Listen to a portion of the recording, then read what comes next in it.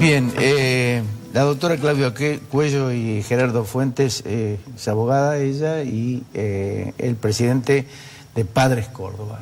Que Padres Córdoba es la organización que lucha permanentemente por la falsa denuncia de violencia familiar que impide que sus padres o que los padres puedan volver a ver a sus hijos con la complicidad de quien denuncia y muchas veces de la justicia. Gracias por venir. Gracias a usted.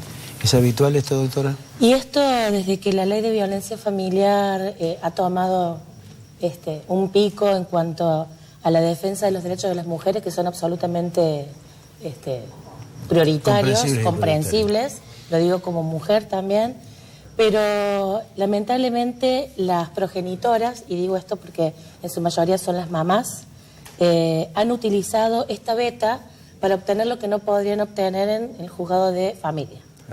Entonces, en el juzgado de familia siempre ha existido el impedimento de contacto, ¿verdad? O sea, el mentir, el decir que no puede ir, que está enfermo, llevármelo, cambiarlo hasta el domicilio para poder impedir este vínculo.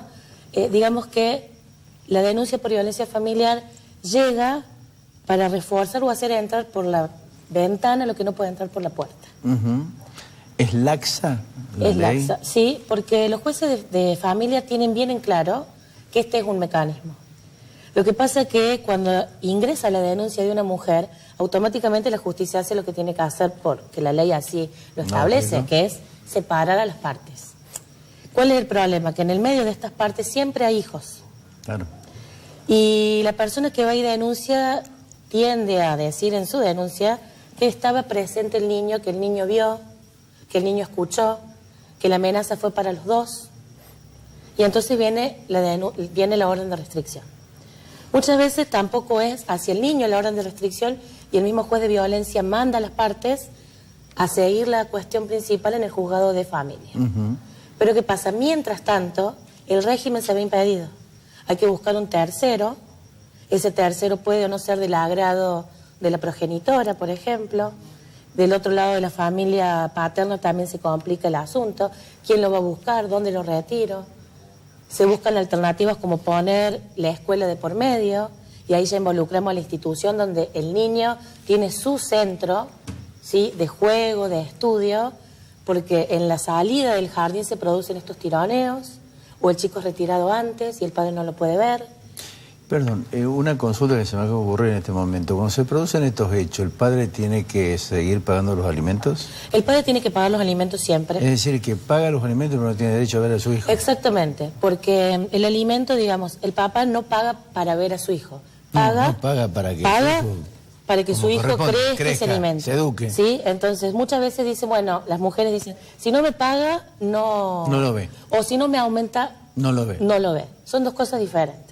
Claro. Porque comer tiene que comer todos los días, tiene que vestirse, tiene que vivir. Ahora, tan importante como eso es el contacto que tenga con su padre y la familia paterna. Gerardo, ¿cómo nace Padres?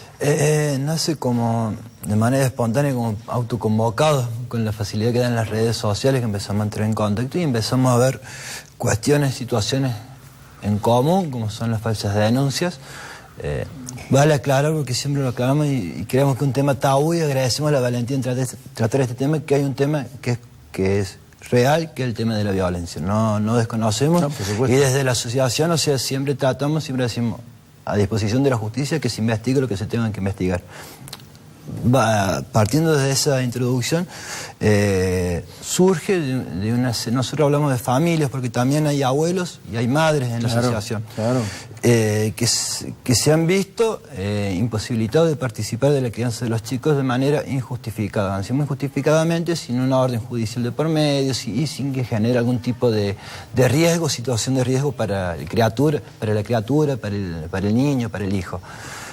Surgió como una necesidad y hoy lo estamos viendo, que si bien nosotros ya llevamos 3 años trabajando, tratando de documentar y de registrar los casos, vemos la proliferación que hay, basta entrar a las redes sociales, googlear, que cómo está proliferando ese tipo de reclamo social. Y hablamos de familia porque no es el papá, porque muchas veces, y hago mal en ejemplificarme yo, pero supongamos... No, pero quiero supongamos que todas las denuncias que me hicieron sean ciertas, que se tengan que investigar. la abuela, la tía, el primo, y que es ahí donde nosotros evidenciamos una postura obstructora y hasta se puede llegar a decir un abuso del título de propiedad del hijo, que se le otorgan muchas veces en los tribunales de justicia con esta inacción. En tu caso, más que denuncia fue una persecución lo tuyo. Absolutamente. Contalo. Yo fui víctima hasta de varias... donde puedas y tengas... todo no tengo ningún problema. Porque, no creo que a ver, me parece invadir que... tu privacidad. No, para nada. Y yo creo que, si bien voy a personalizar, creo que se refleja en el común de la gente o del reclamo que se hace. Yo tuve 15 días detenidos. Fui un privilegiado gracias a la abogada y gracias a la tenacidad, pero yo tuve 15 días detenido por una falsa denuncia, que se pudo demostrar porque hay esas camaritas 360 que mostraba la inexistencia de los hechos. O sea, de que ella, cuando dijo que yo hice lo que hice, una amenaza, fue amenaza, siempre son cosas generalmente abstractas, incomprobables también. Claro. Que yo no estaba, o en el horario que denunció, nunca fue inexistente el hecho. Por eso yo salí en libertad, pero estuve 15 días detenido.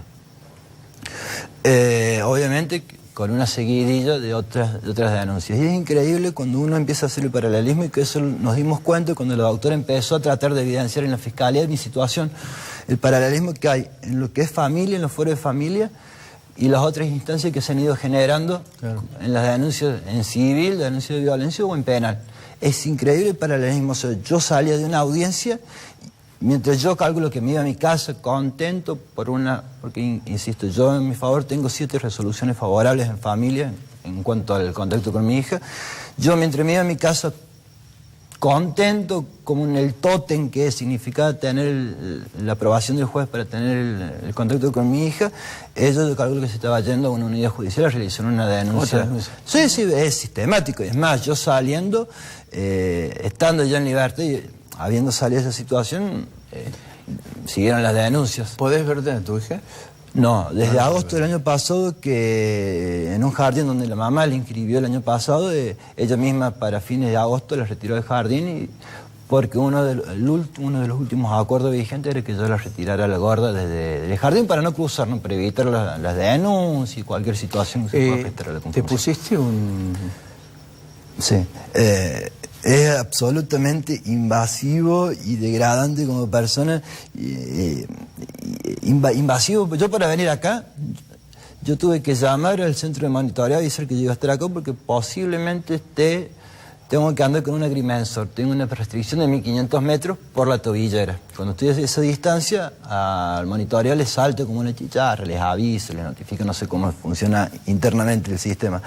Y yo tengo que avisar que de acá voy a estar a las 5, hasta tal hora, cuando me retire, constantemente monitoreado. Obviamente no puedo andar por el centro si yo quiero salir al cine. ¿Se dio el caso de que ella denunciara y vos no estabas en ese lugar a raíz de la tobillera? No, todavía no, porque obviamente que la notifican ella también, y ella sabe que en ese tengo este resguardo. Gracias a Dios no, y porque estamos tramitando además. Cuando el abogado me lo propuso, obviamente que vos siempre decís, te estás exponiendo mucho, pero estamos en unas instancias que ya estamos, por todo el conflicto de familias, digamos, no podíamos arriesgarlo más. Claro. Es como que ya habíamos agotado toda la vía judicial. ¿Cómo se arregla esa discrepancia o esa antinomia que existe entre el juzgado de familia y los otros juzgados? Es que no hay arreglo. No hay arreglo. No hay arreglo porque el juez de violencia le manda al juez de familia. El juez de familia es el que tiene el toro por las astas. El problema es que cuando hay un impedimento, ¿quién interviene? El fiscal. El fiscal trata de hacer lo que le dice la escueta ley de 3 artículos, restablece el contacto, que tampoco se hace porque tampoco van a la audiencia o van con un escrito diciendo que no van porque, y entonces no se produce, y vuelve al juzgado de origen. Y en el juzgado de origen, ¿qué es lo que queda? Plantear el cambio del cuidado personal, que es la última de las herramientas que el juzgado aplica frente a un padre que es obstructor. O sea, viene el apercibimiento, viene la multa económica, y cuando se termina la multa económica viene el cambio del cuidado personal. Y en ese trámite estamos. El problema es que en el mientras tanto, él sigue sin ver a su hija, como muchos padres, y luego la revinculación es otro proceso para ver en qué estado está el niño o la niña que dejó de ver a ese papá y una mamá que dice le tiene miedo. Yo pregunto, ¿a miedo a qué?